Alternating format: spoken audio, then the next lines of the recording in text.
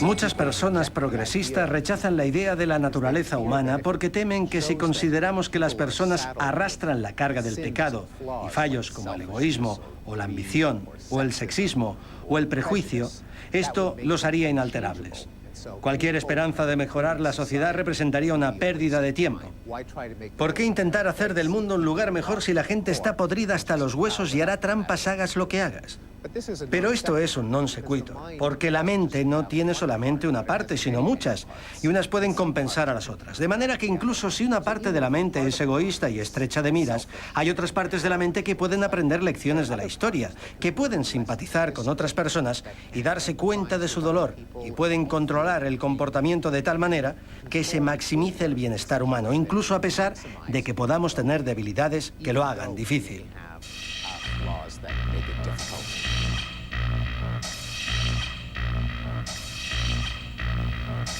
Darth Vader contra Luke Skywalker. Así es como la psicología evolucionista plasma la mente humana. Un combate incesante entre las debilidades del hombre y la capacidad altruista de éste. Sin embargo, un pequeño pero no insignificante matiz separa la mítica guerra de las galaxias de esta teoría evolucionista. Darth Vader, y por tanto el lado oscuro de nuestra mente, jamás desaparecerá por completo ya que es inherente a ella. La imperfección innata del hombre no es fácil de asimilar. Por lo general, tratamos de identificar conductas reprochables en individuos con pasados traumáticos. Hacemos uso frecuente de frases como «la vida lo ha hecho así». Y justo así, otra teoría denominada la tabla rasa responde al enigma de la naturaleza humana. La tabla rasa defiende que nuestro cerebro no es más que un libro en blanco que escribimos con las experiencias vividas.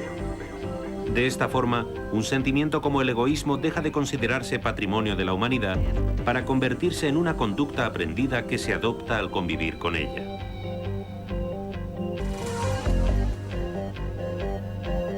Que todos nacemos con capacidades idénticas es la base de esta teoría. Las diferencias entre comportamientos son entonces el simple resultado de las variantes que nos depara la vida. Cualquier progresista afirmaría por ello, porque quizás la única forma de erradicar la discriminación y los prejuicios sea desde la igualdad innata entre individuos. La gente a menudo cree que el ideal de la igualdad política exige que todas las personas sean idénticas, que tengan el mismo conjunto de capacidades.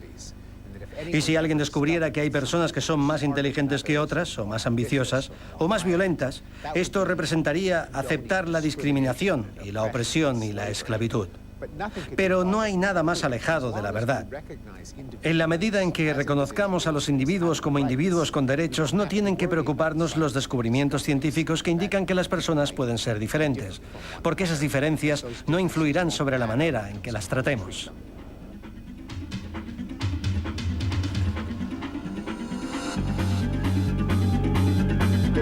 Existe un temor generalizado de que a medida que vamos comprendiendo mejor las causas del comportamiento, se irá disolviendo toda noción de responsabilidad.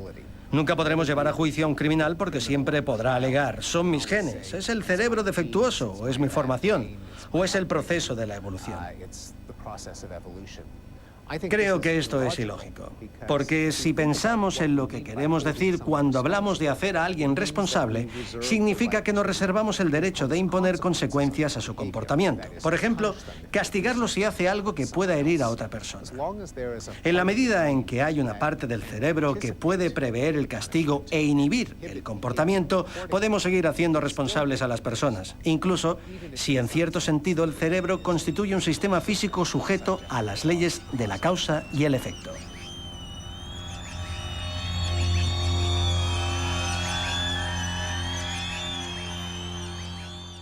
El conocimiento humano es un progreso hacia la desaparición de las fronteras. Las fronteras para los antiguos podían estar entre lo racional y lo irracional, lo animal y lo vegetal y lo mineral, lo vivo y lo inerte, y así seguimos y seguimos. Y sí, hoy no sabemos dónde está ninguna diferencia. Cuanto más sabemos, vemos que menos fronteras quedan. O sea que es otra de las cosas que tendremos que olvidar y que no hubiéramos debido aprender nunca, Javier. Las fronteras, los compartimentos estancos. Sí. Conocer, igual que crear, es trazar metáforas, trazar nexos entre diferentes ámbitos del conocimiento, ¿no? Los físicos lo saben muy bien, porque la historia de la física es la historia de la unificación entre fenómenos y fuerzas que parecían totalmente dispares al principio, ¿no? Y lo que persigue un físico ahora es la unificación final, ¿no? Una única ecuación que explique todos los fenómenos físicos del mundo. Y nuestra creatividad se basa en derribar estas fronteras entre campos de conocimiento, y deberíamos extraer una lección de ello por lo menos, ¿no? Esta distinción entre letras y ciencias en la que vivimos sumergidos. Eso sí que es la gran unificación. Sí. Esa sería la gran unificación. Eso sí que es la gran unificación. Esa sí sería una gran unificación. Entre ciencias y letras, entre filosofía, ciencia y literatura y poesía y música, esa es la gran unificación, que es la única que lleva al conocimiento. La realidad es continua, ¿no? Pero nosotros la entendemos gracias a que la fraccionamos, la categorizamos, inventamos conceptos opuestos y metemos todas las cosas en sus casillas. Es nuestra forma de entender el mundo, ¿no? Será difícil saltarse. Pero eso lleva mucho de mentira. O sea, cuando nosotros vamos a ver, pensamos en Einstein, la foto que nos metemos en la cabeza es de un Einstein con canas, mayor y tal. Y al mismo tiempo pensamos en su teoría de la relatividad, que es la de un Einstein de 26 años. Sí, ¿Por qué? 1903, ¿no? Sí, 5. Y no pensamos en el Einstein, que era casi un pendejo crío, en la escuela, ¿no? ¿Por qué no nos quedamos con la foto del crío y nos quedamos... Einstein fue un continuo, pero el continuo que llegó a la gloria de la física, pues eso era un joven de menos de 30 años. También.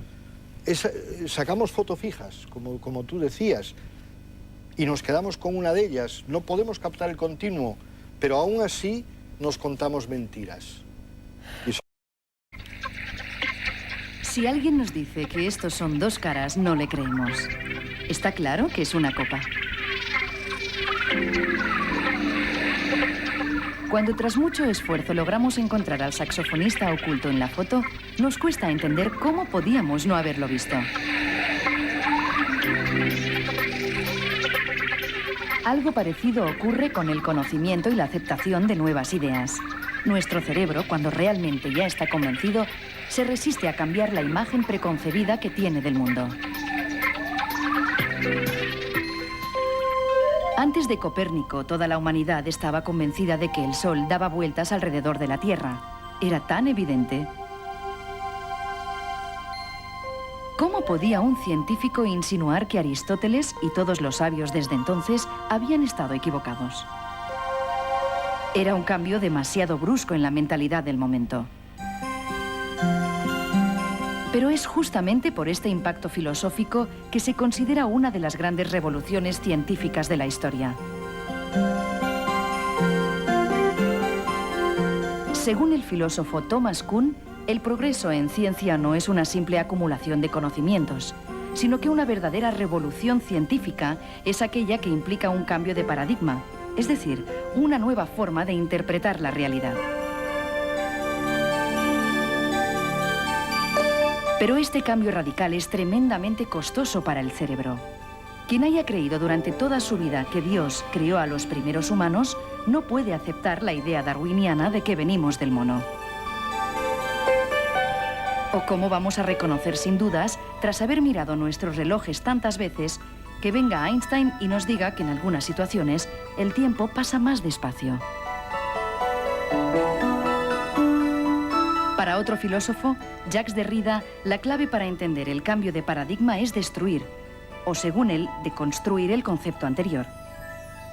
No podemos ver copas y caras al mismo tiempo.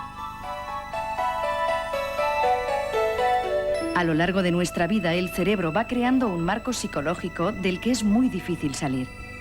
Como si desde pequeños nos hubieran puesto unas gafas que se interpusieran entre el pensamiento y la observación de la realidad. La clave, según Derrida, está en ser suficientemente valientes y quitarnos las gafas. Solo así podremos llegar a entender una nueva visión del mundo. Pero, volviendo al inicio, ¿qué ven aquí? Para un adulto cuya mente ya ha recreado muchas veces escenas amorosas, está claro. Pero para un niño, simplemente hay 6 delfines.